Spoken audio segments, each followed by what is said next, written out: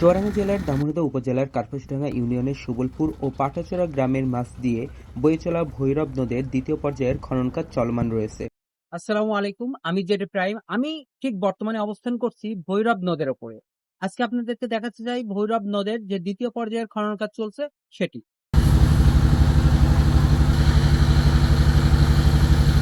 আমি যেখানে দাঁড়িয়ে আছি আমার ঠিক ডান হাতে সুবলপুর এবং বাঁ হাতে পাটাচোরা।